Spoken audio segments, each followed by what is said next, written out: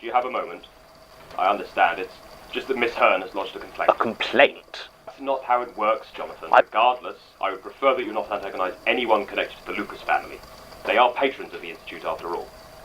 Very well. By the way, have you seen Martin? Right. Tell me again, You're please. kidding! You did bring a tape recorder. I just thought John would appreciate as many supplementary recordings as possible for the record. So, these are the worms he and Martin have been going on. To be honest, I always thought they were just overreacting. Other staff have seen them around, but no one's reported any aggressive behaviour or anything like that. You know how those two are. John puts on a good show, but sometimes I swear he's worse than Martin. Look, Well, of course. The fire alarm was a good move, but it does mean most staff have evacuated, so we'll have to deal with them ourselves. There are... Not quite what I meant. On John's insistence, I recently changed the archive's fire suppression system to use carbon dioxide. Should have done it So years ago. why hasn't it gone off? Because there isn't an actual fire. He's not smoking again, is he? Anyway, it shouldn't be necessary. There is a manual release a few floors down. Almost certainly. I'm not a doctor, but I know dumping a lot of CO2 on people isn't generally considered a good idea. I really don't want to have to find another archivist so quickly after Gertrude, but from what you say, it might be a mercy. You know the situation best, so... John, as your boss, I'm telling you to go home. You look like a mummy. You need rest. The paramedics said your lungs need fresh air. Tim's as well. A basement filled with 1,000 rotting worm carcasses. Surely we could do this in my office. John! She's gone. I went with the ECDC people when they took her away. I watched her body burn. Jane Prentice is dead. You can relax. That's a matter for the police. Very well. There isn't a lot to tell for my part. This afternoon, just after lunch, I was going over some budgets in my office as I normally do on a Tuesday when the fire alarm started going off. It was annoying, but not too worrying at first. I packed my work away and began to calmly head towards the evacuation point when Sasha came barreling through the door, babbling about worms and clutching a tape recorder. I told her that whatever was wrong should wait until we were out of the building, as there may be a fire. She told me she had set off the fire alarm to get everyone out, and that you and Martin and Tim were currently trapped by Jane Prentice. Obviously, this got my attention, and I suggested she turn the tape recorder on largely so this sort of debrief wouldn't be necessary. Did you not get the tapes? No. Well, I explained to her about the recently installed fire suppression system and said that, as there was no actual fire, we'd need to activate it manually. We hurried down and it was clear everyone else had already evacuated. We had reached the ground floor when... well... I know I've often seemed dismissive of your concerns before, and in fact I was getting ready to raise the issue of Martin's continuing to live in the Institute's basement, especially as I believe he's been stealing fire extinguishers. But honestly, I didn't fully appreciate what you've been talking about until I turned that corner and we saw what I can only describe as a tidal wave of filth rushing towards us. I feel somewhat ashamed to admit I didn't really pay any attention to Sasha as I ran and must have lost her at some point. We became separated. I composed myself and decided on a more roundabout route to the boiler room. Luckily, it seemed the things were mainly concentrated in that one mass, leaving the other corridors largely vacant. It took me 10 minutes, maybe 15, but I made it with only one close call. The sight of rows and rows of huge red CO2 canisters was certainly something of a comfort. I do apologize that it took me quite so long to figure out how to actually work the system. If I'd been quicker... Yes, well... I turned on the fire suppression system and that's when I heard the scream. I can't really describe it, but... well, I'm sure I don't need to. You were a lot closer to it than I was. Yes. Horrible sound. Anyway, I called the fire department, ambulance, and a contact at the ECDC who had previously been involved in the Prentice investigation. Once I was sure most of the gas would have dissipated, I headed down to the archives to see what had happened. Sasha was already there, but you and Tim were in bad shape. It looked like a few dozen worms had been going into each of you when the carbon dioxide killed them. It was bloody saucy. Yes.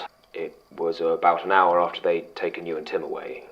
They were prepping Prentice's corpse for disposal when Martin burst out of that trapdoor you found, screaming that he'd found a body. So we called the police.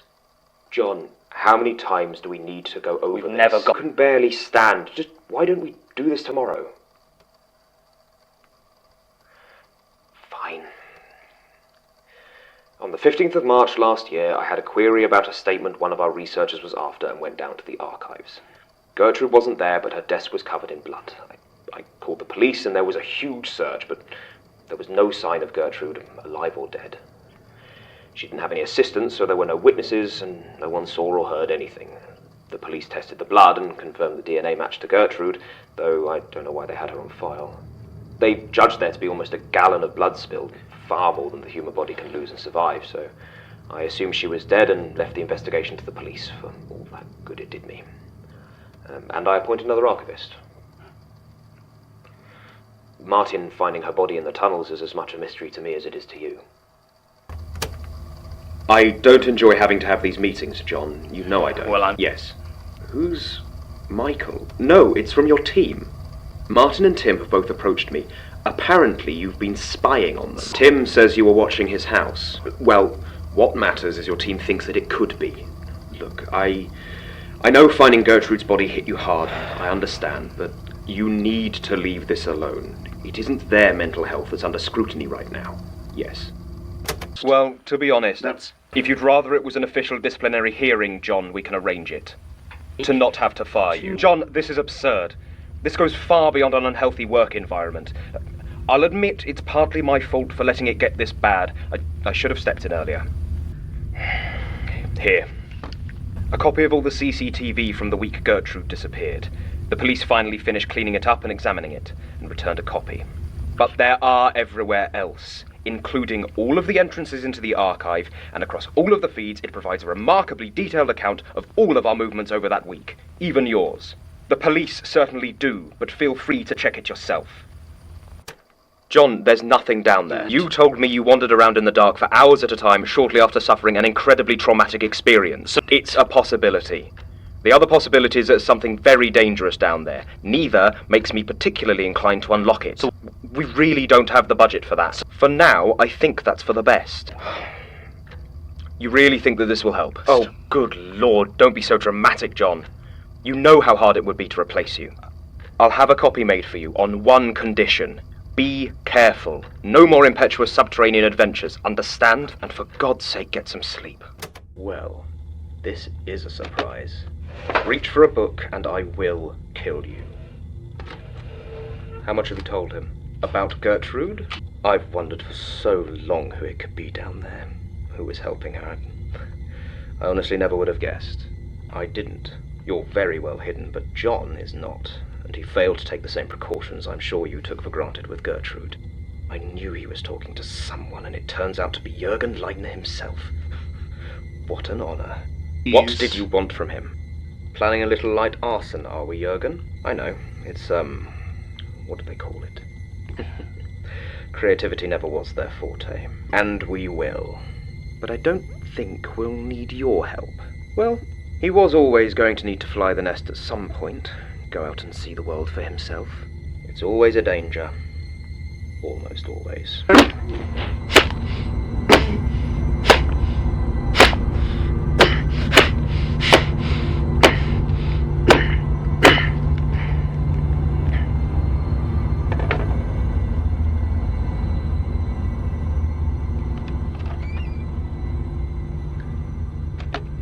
Something wrong, Detective? Can't say I'm entirely sure. We have all sorts of old equipment in storage, I think. You wish to use it for the interviews? And you're sure you want to do it in here? We haven't had a chance to properly clean it. If you say so. I warn you, some of my people have a tendency to ramble. As you wish. Who do you want first? Right you are. You'll be all right on your own for a minute? Some people find this place unsettling. Whatever you say, Detective. Correct. So, what can I do to help? You want my account? My sworn testimony? My statement? Of course. Oh, leave it running. I'm sure John will want to review the tapes when he gets back. Killed a man in cold blood? Certainly not. He doesn't have the stomach for it. In John's case, I rather hope so. Have you had any luck identifying the body yet? Well, very well. Then I suppose this interview is over. Unless you care to arrest me? Nothing. Just remembering an old joke. I do. I was wondering, is it worth it? Operating the way that you do? Does the lack of oversight make up for the lack of support? Everything. I know exactly where he is, and who is with him. But I don't think I'm going to tell you. Please, Detective Tonner, you don't want this to happen in the police station any more than I do. Your superiors, exactly how aware are they of what you're doing right now? And then they don't ask any questions, as long as you keep it far away from official police channels. Except your partner leaving has made you sloppy. No notes, no proper interrogations, no backup of any sort. You've barely collected a scrap of evidence from the scene and made no official record of the dozens of interviews you've done with the Institute staff. You haven't even followed up on any of the other potential suspects or leads and shown no interest at all in the fate of Sasha James. All you care about is where John is, because you've decided on a course of action and you're going to follow it through. Yours? Very true. However, you aren't going to do that, Detective. Because of Calvin Benchley. Calvin Benchley? You recognize the name, don't you, Alice? You see, I know what you did. No? The scar may have faded, but you haven't forgotten. Did it itch? Just a little? When you were burying him? A genuine threat, I'm sure. But right now, what you're really trying to figure out is if I have any evidence that could make it back to your people. I mean, it seems impossible, of course. How could I? But you just don't know. So many impossible things happen in here, in this strange, musty place. Here's what's going to happen. I'm going to make a statement, your statement, to prove to you what I know, and because I want John to hear it someday. And when it's over, you are going to leave. Because if you don't, I'll make sure your superiors know all about every nasty little thing you've done in the name of peace and order, and I'll make sure they are subject to the scrutiny they so desperately want to avoid. More importantly, I'll make sure they know it has all been exposed because of you. Is that clear? I will take that as a yes. If you're smart, you'll go back to the police station and put forward some half-baked cover-up for what happened to your mystery corpse and leave it at that. But I don't think you are smart, so in many ways I'm excited to find out what you do next. Statement of Alice Tonner regarding the crimes and death of Calvin Benchley. Statement never given. Do I need to go on, Detective Tonner? Good. Feel free to see yourself out. If you take any action against myself or this institute, I will ensure the police become aware of your crimes in a way that cannot be ignored or covered up. I leave the matter of Jonathan Sims up to you, though I will not tell you where he is. I suggest you close the case and move on, but if you find yourself unable to do so, my advice is to kill him quickly. There's no telling what he might be capable of.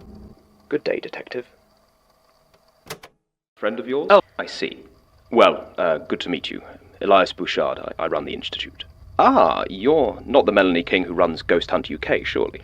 Of course. My apologies. You? I'm sorry to hear it's no longer running. Your techniques were rudimentary, but you showed surprising promise on occasion.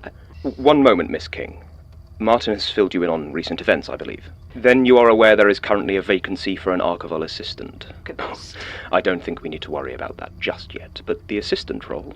You have some experience in the field, I believe. Fine. Formal qualifications aren't everything, Martin. Do you want the job, Melanie?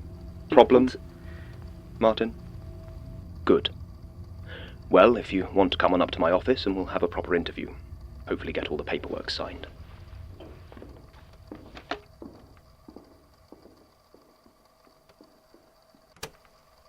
Tim? Not quite. I heard you'd had some absences, some unauthorized leave. I just wanted to talk it through with you. Were you sick? If you're sick, you really need to call in. Nope. Well, you hadn't booked any leave. So what happened? I see. You were trying to leave us? But you returned. No. I don't think that'll be necessary. But let's be sure it doesn't happen again, No what? Tim, this place is very old. It has all sorts of idiosyncrasies, and not all of them are good for the people who work here. I've always found the best way to deal with it is to lose yourself in work. Personally, the comfortable rigor of bureaucracy has always helped me. Perhaps doing a bit of mindless filing will help distract you. I'm sure I am. And no more unauthorized absence, okay? Yes, Martin. Very much so. Police, please. Yes, I'm calling to report a crime in progress. Yes, not immediately, but I will be shortly. Could I speak to your Chief Inspector, please? Tell her Elias Bouchard is calling. Of the Magnus Institute. Thank you.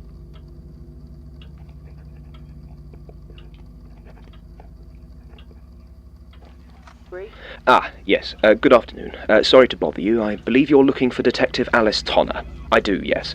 She should be here in about 15 minutes. That will be wonderful. Much appreciated.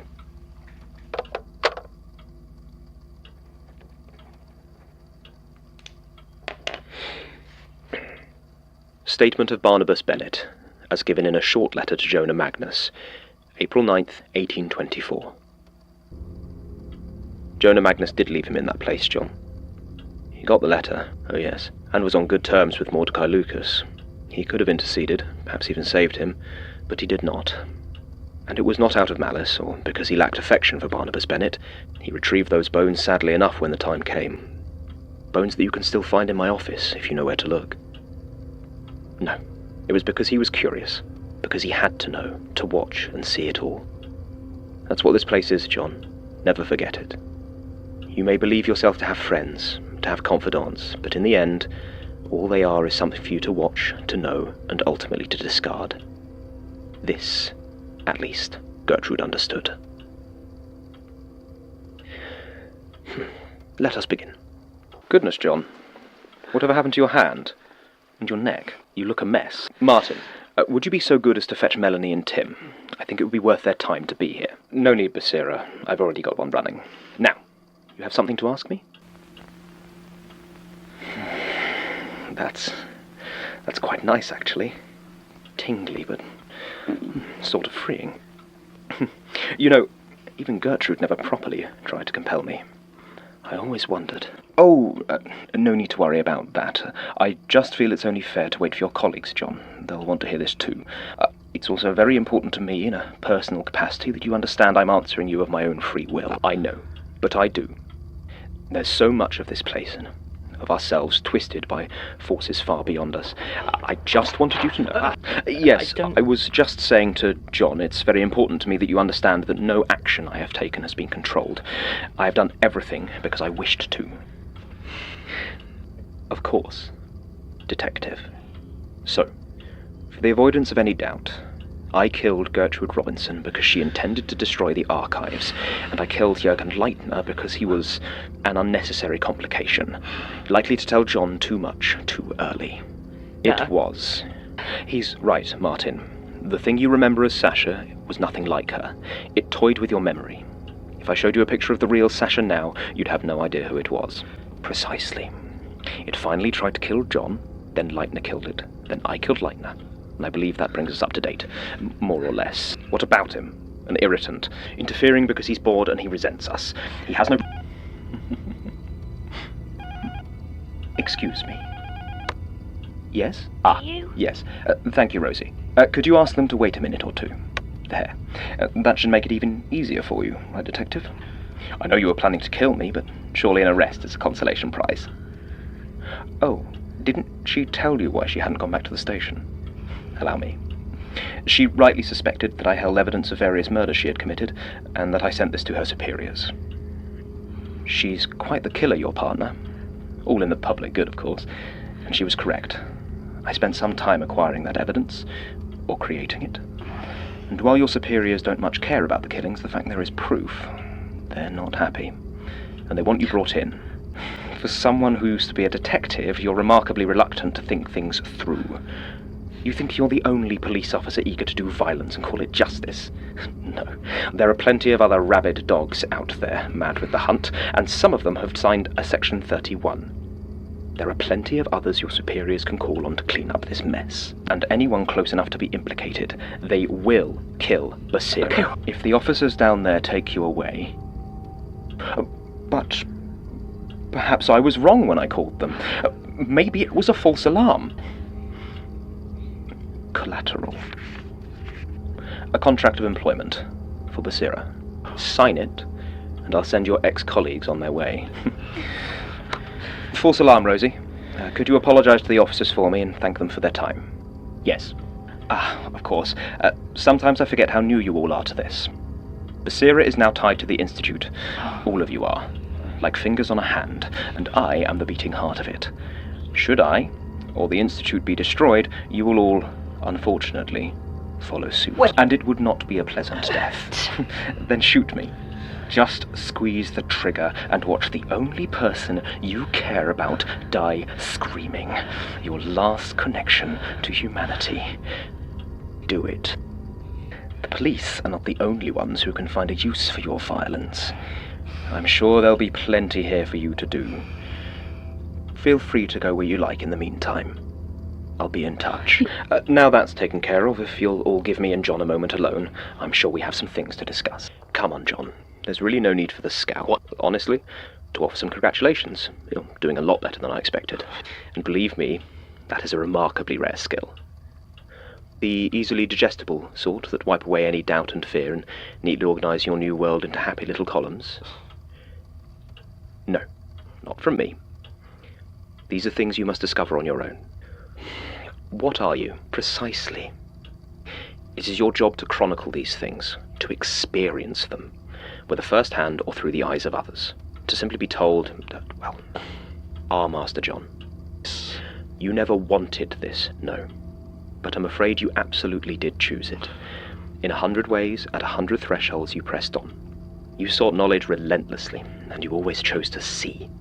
Our world is made of choices, John, and very rarely do we truly know what any of them mean. But we make them nonetheless.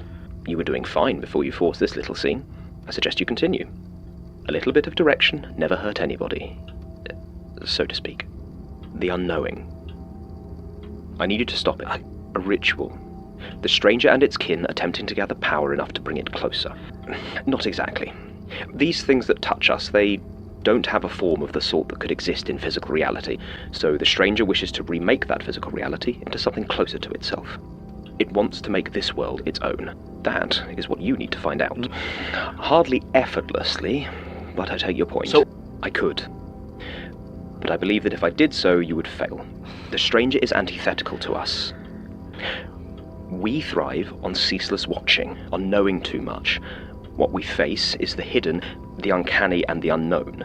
If you were to stop them, you need to get better at seeing. And my explaining things is simply not enough. John, even when you had all of them at your disposal, you barely got through one statement a week. Why do you think that is? It takes its toll on you, and I know you have had problems with moderation. For now, I'll be in touch.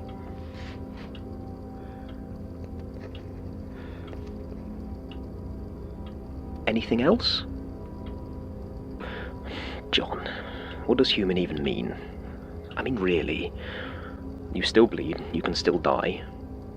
And your will is still your own, mostly. That's more that can be said for a lot of the real humans out there.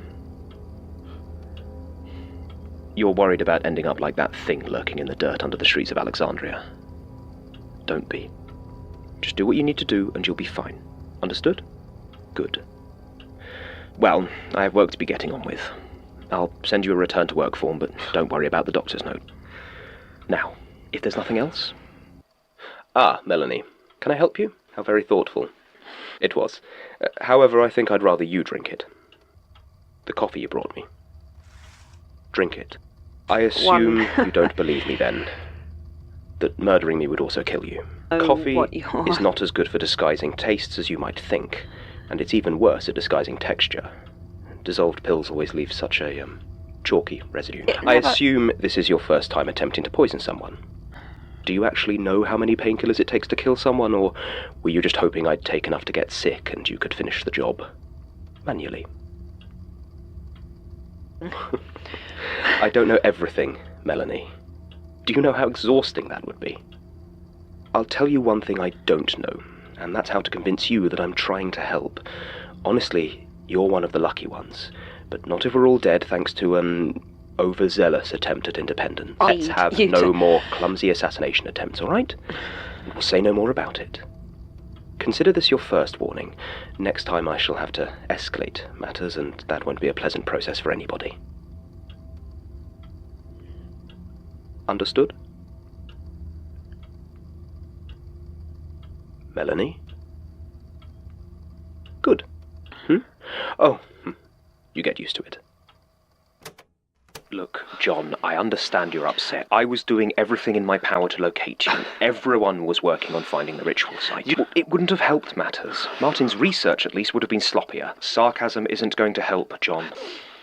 I am sorry, John, that my powers have not yet reached the level of omniscience, and I am sorry that I have to spend so much time trying to help you develop your own faculties rather than explaining everything to you like a child. But you have a job to do, and I cannot fight your battles for you. I should have thought preventing the horrific transformation of our world is not solely my concern. I have been trying to give you the information you need. Leitner was... I will admit I possibly overreacted to his sudden re-emergence. You, no. To you, he offered nothing but the crutch of simple answers. If I hadn't stepped in, he could have significantly stunted your development, left you defenseless. I do regret... Gertrude's notes on the unknowing are lacking. I only shared the statements for a reason. There is a possibility some of them were misfiled. John, Gertrude believed that the unknowing was going to take the form of a dance. It required a great deal of intact human skin to clothe what she referred to as the corpse de ballet, though I suspect that's just her sense of humour. There is also one, the danseuse étoile, that requires a costume of special power or distinction. Gertrude believed that Orsanov and his circus created a dancer specifically for this role. There's also something else in the notes she calls the choir, but no real detail on that.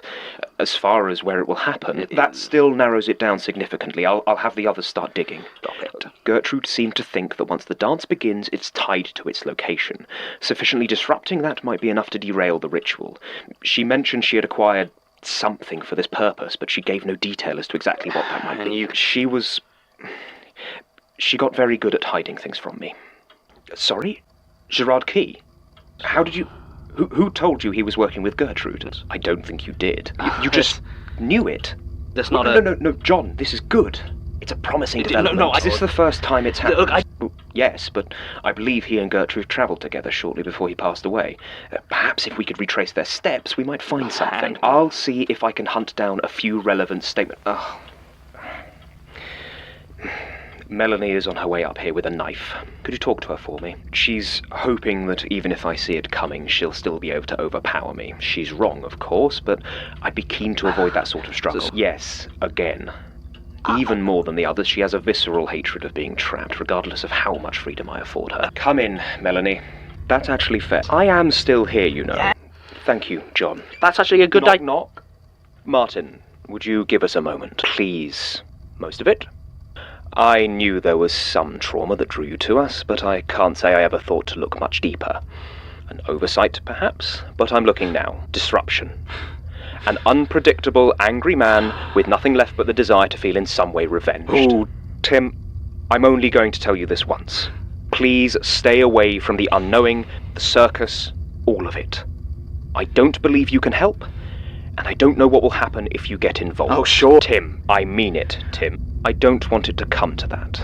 I'll come back when you're feeling more reasonable. Come in, Melanie. Yes. Please come in. I thought it was about time for your first performance review. No. Well, given the recent, tensions in the office, I thought it probably best if you weren't aware of it in advance. Less time to prepare. You understand? So, have a seat. You've been with us a few months now, I believe. And how are you finding it? Aside from the obvious, I mean. I see. So how have you been occupying your time? Into what? Of course. And plotting my demise. Quite frankly, no. No, I'm afraid not.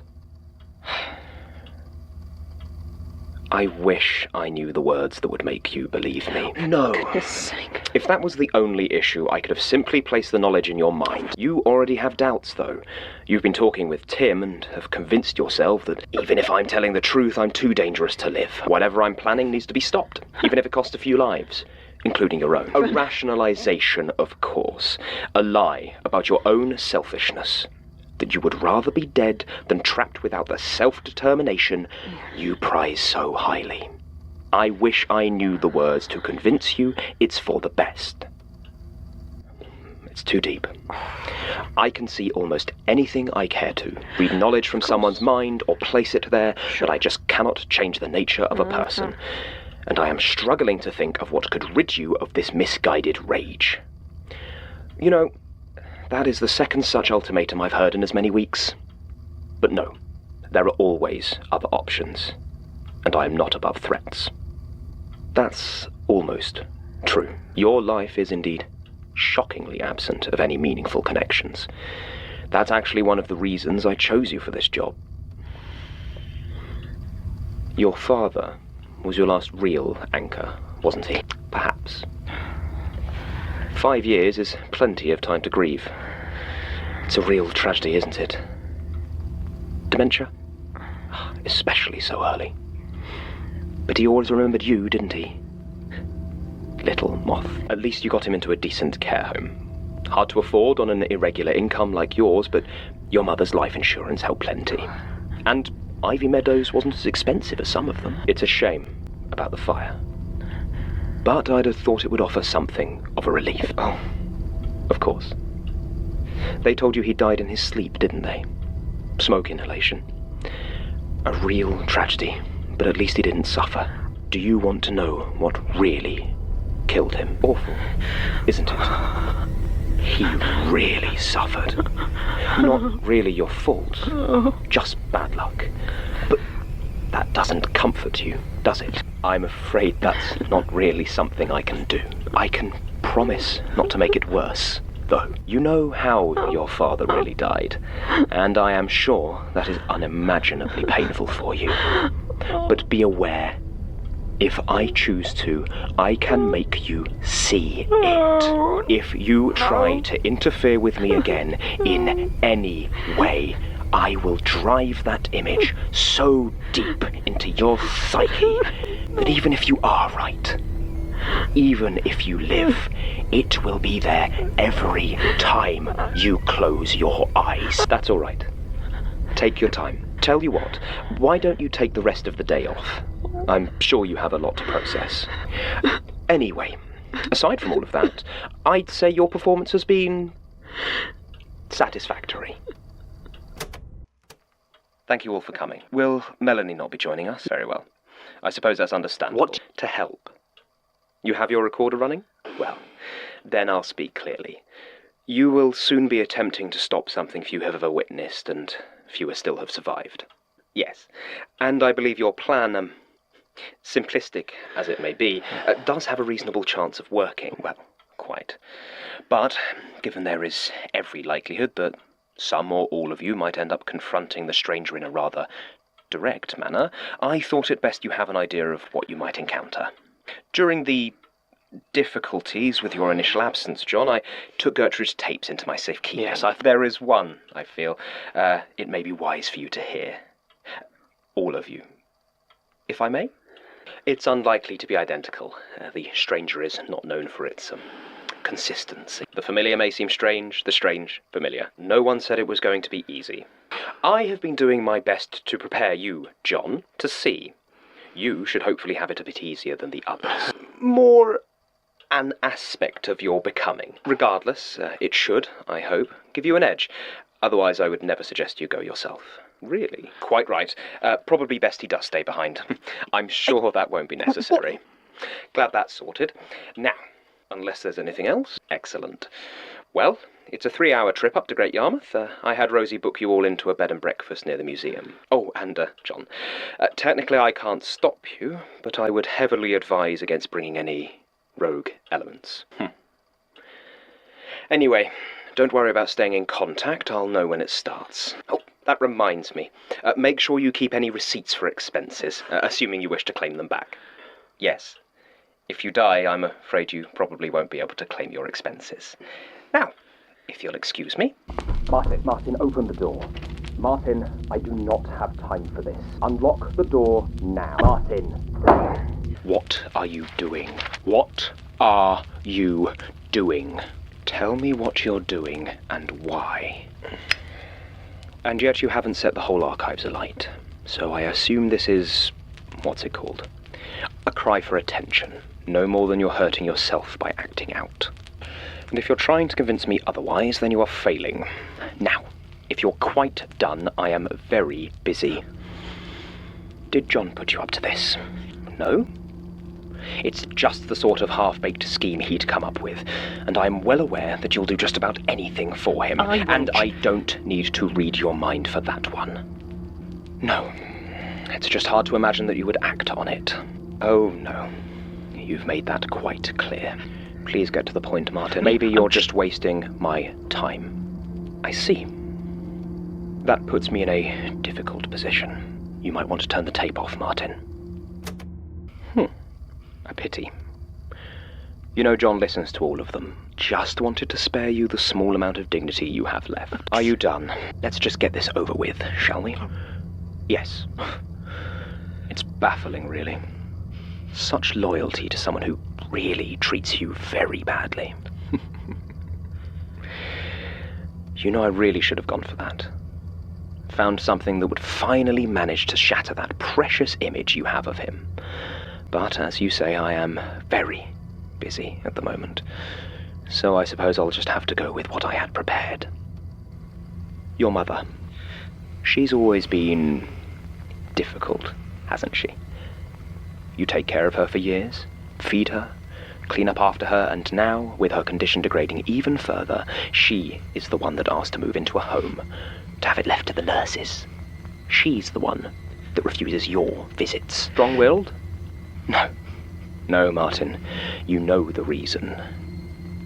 Your mother simply hates you. You just don't know why. It's not your fault. Though I know that isn't any consolation. It's just bad luck, really. How old were you when your father left? 8? 9? When your mother began to sicken and he decided he was done with you both. Not old enough to remember him with any great clarity, especially when your mother refused to keep any pictures of him. She never recovered from that betrayal. He just tore her heart right out and took it with him. The thing is, though, Martin, if you ever do want to know exactly what your father looked like, all you have to do is look in a mirror. The resemblance is quite uncanny. The face of the man she hates, who destroyed her life, watching over her, feeding her, cleaning her, looking down on her with such pity. Do you want to know what she sees when she looks at you? Don't burn any more statements.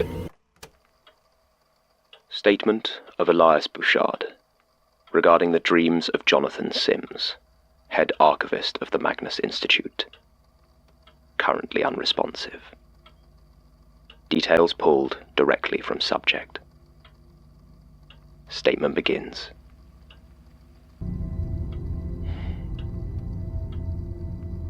You're doing well, John. I only hope you can continue your growth without my guidance.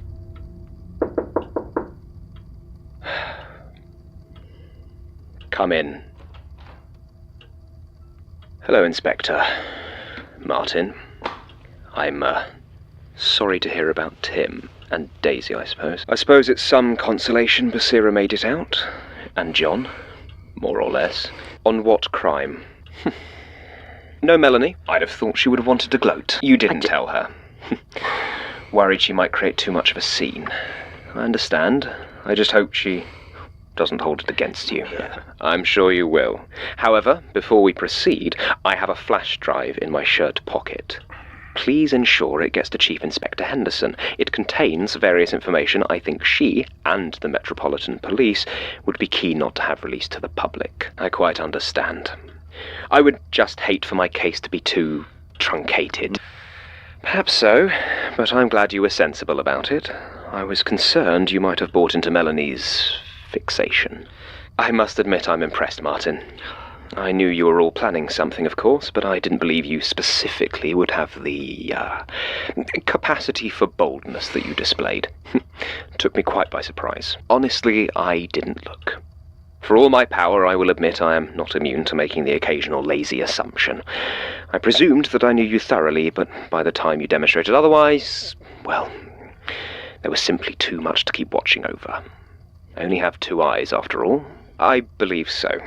I think we should be fine, provided you make sure the data reaches the Chief Inspector. So long as it isn't the morgue, I'm sure I'll be perfectly comfortable. Quite unnecessary, I assure you. There'll be no need for that, Inspector. I'm sure we'll get along famously. Best of luck, Martin. Let the others know I shall be thinking of them. Are those really necessary? I see. Goodbye, Martin. Be seeing you.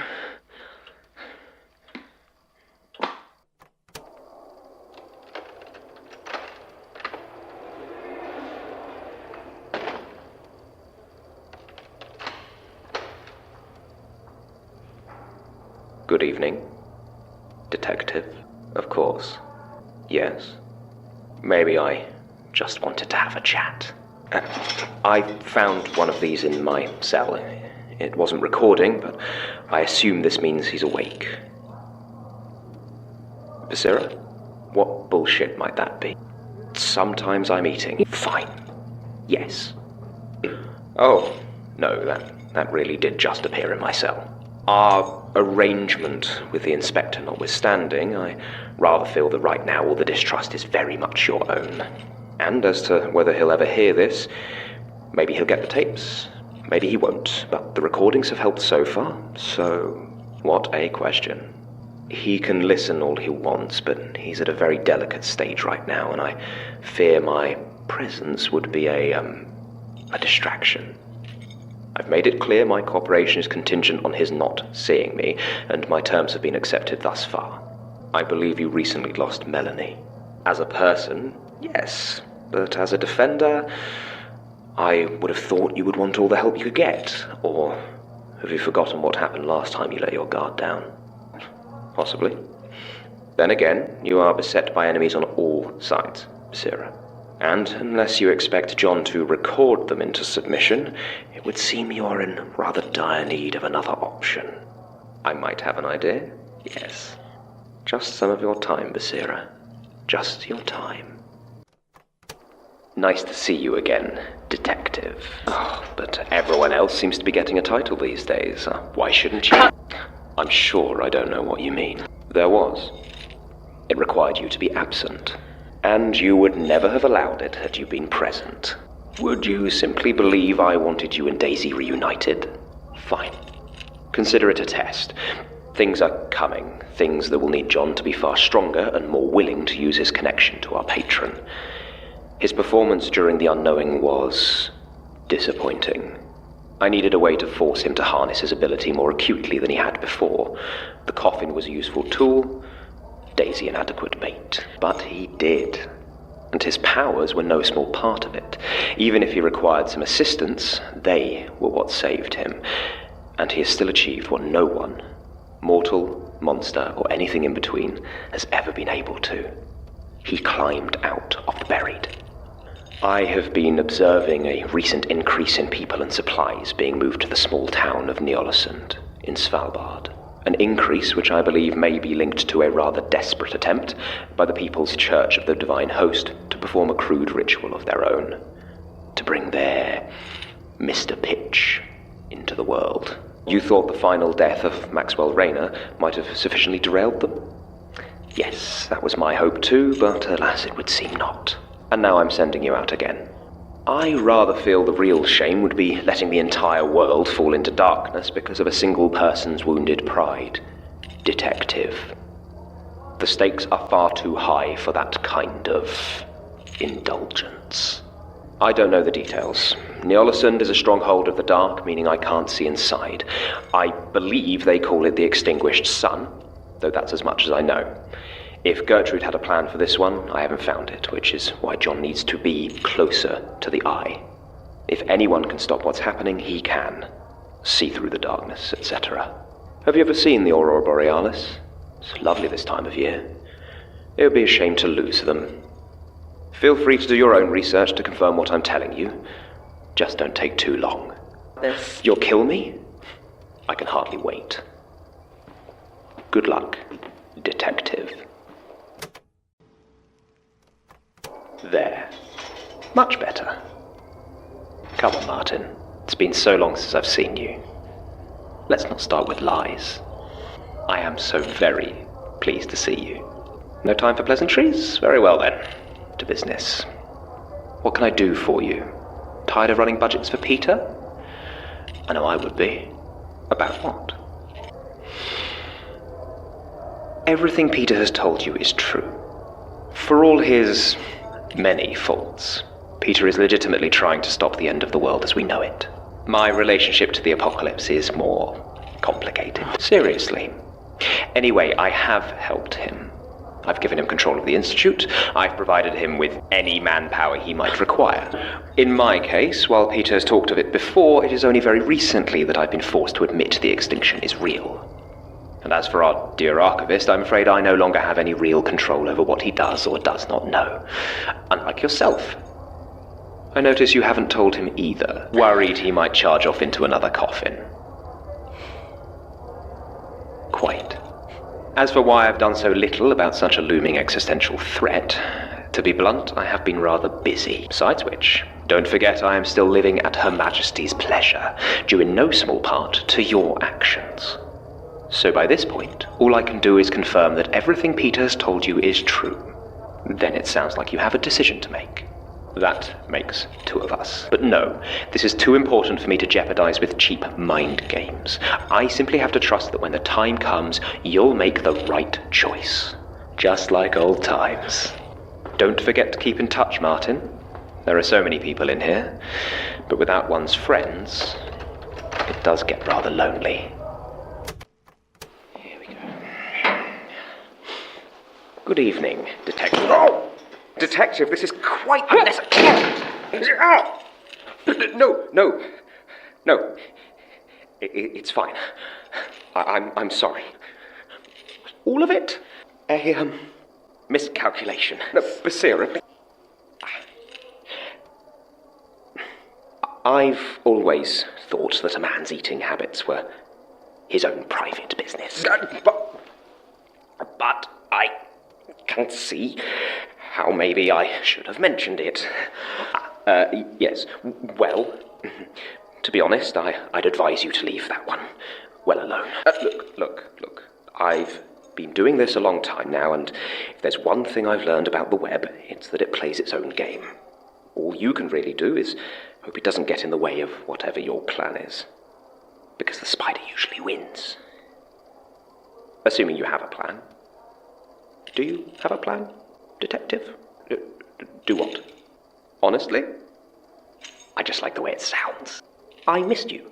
I thought it might have been an idea to give you some space. No, not ideally. I mean, you have plenty of reasons to do that, of course. But I'm not sure that they have any reason to listen to you. Will you? You're not police anymore. You've done them some favours, but they've done you some as well. And I think you'll find that the information that I've been giving to them has been far more consistently useful. You want to issue them an ultimatum?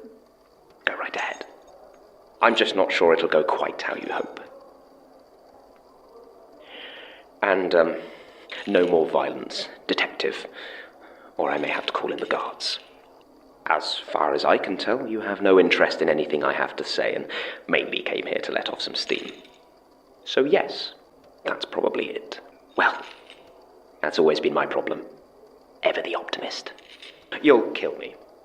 Yes, I'm sorry to say, Detective, but you're becoming predictable. Goodbye, Detective. I shall miss our little chats. Exactly where they've always been, Martin. Watching over my institute. Gertrude, did you really think I wouldn't notice? But I think we've both come to the same conclusion about that. That's why you're here. You were the one so insistent on staying human. What exactly were you hoping to achieve here? Why not come at me directly instead of burning everything first? I see. How long have you known? So you burn the place down, use it as cover to reach my body, and then we die together. How poetic. Doesn't seem like your style at all. And how exactly were you planning on achieving that while you're still bound to the Oh, I see. Very clever. I thought Eric was the only one to figure that little morsel out. Quite. It was a good plan, actually. If you hadn't been so complacent about me keeping an eye out down here, probably would have worked. Gertrude's grand retirement. I suppose we both got a little complacent. 50 years is a long time. End of an era.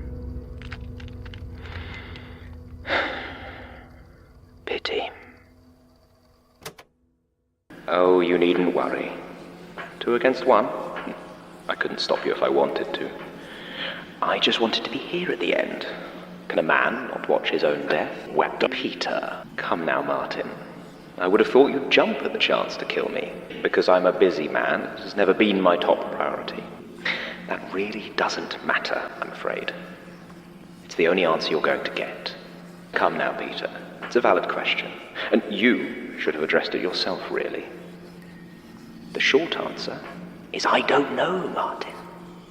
I guarantee it won't be pleasant for them, but I honestly don't know if their ties to the Institute are quite as strong as I may have implied. You, at least, should be insulated from the fallout by your new allegiance. John might be powerful enough to weather it. Melanie's well out of it, so that just leaves Basira and Daisy. And the rest of the Institute, of course, and you can't tell me you care about them. Do you, though? Do you really care about any of them? Or is that worrying just simply an old reflex? Goodness. Peter has done his work well, hasn't he? No. The only choice I think that matters is whether you want to kill me or not. Hardly. I warned you, Peter. You've lost, Peter. Admit it. He played you like a cheap whistle. Peter. It's time. It won't be that bad, Peter. You'll see. Now, he'll be here soon, so you can leave, or your choice. Just make sure to leave the door open.